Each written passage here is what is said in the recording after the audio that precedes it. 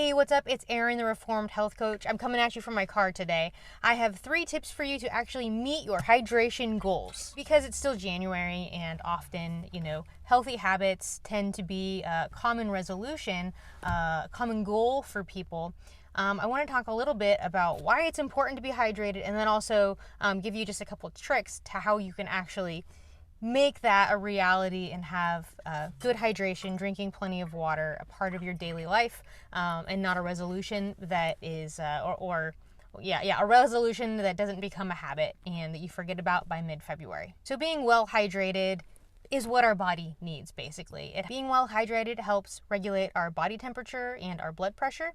It helps deliver nutrients throughout our body, including lubricating our joints. It's really important for things like lubricating our vocal cords, keeping, even like some congestion, keeping the mucus kind of, if we have any sort of allergies or cold kind of symptoms, it helps to thin those out and make them easier to deal with, and helps prevent actually those from becoming then infected, preventing something like a sinus infection. It helps give you more energy and strength and power if you're working out.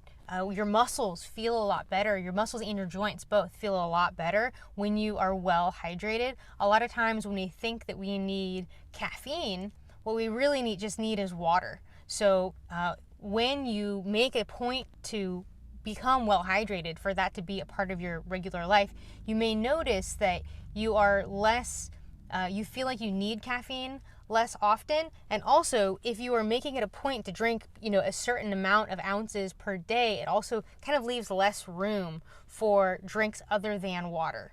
And it's important because of the digestive process, any inflammation that occurs when we have like sugary drinks or even dairy type products that can cause some mucus. That when we're talking about hydrating, we're talking about hydrating with water. So carbonated water counts, water flavored with natural things counts, but not water that contains any calories.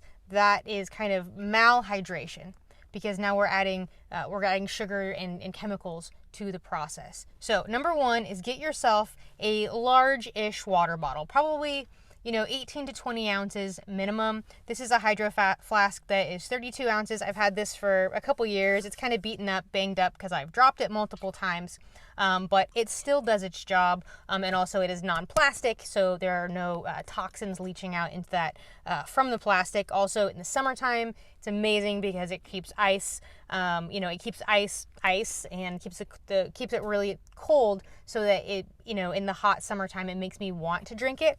But what's really great about it, not only do I have a large container of water with me, but pretty much at all times, but that I know how many ounces it is. Therefore, I know how many of these I need to drink in a day. So for me, minimum, based on my size, I would want to drink 2 of these, so that would be 64 ounces. So you basically want to take whatever your body weight, divide that in half, and that's the minimum of water you want to have. So I weigh 124, so I'm just a little bit over when I drink 64 ounces of water. Now, I do typically drink more than 64 ounces, 1, because I'm active, 2, because I talk a lot. Part of my job is talking, communicating with other people. I'm on the phone a lot with coaching clients. Just the talking that you do is dehydrating. And then when you add activity, especially strenuous activity, and anything that you're doing in the heat, you need to add to that water count. So my second tip is to start early. Drink early and drink often. If, like me, you wake up for that first cup of coffee, all you have to do is slip in some water before then. So this is what I do. Pouring the coffee is your cue to drink the water, okay? So we're not replacing the coffee with the water. We're just gonna sneak the water in ahead of time. So make it a rule for yourself. Before you have that first sip of coffee, guzzle some water. You've just slept hopefully 7 to 8 hours. You haven't had any water since then. You've done a lot of breathing since then. So you need to rehydrate your body.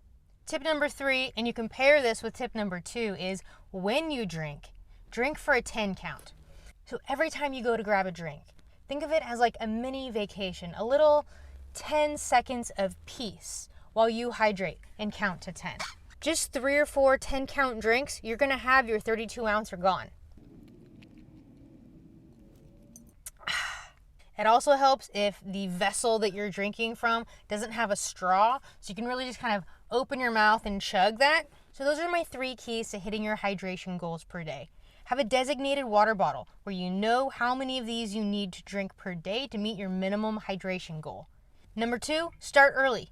Start early and drink often. And number 3, every time you go to take a drink, don't take a sip.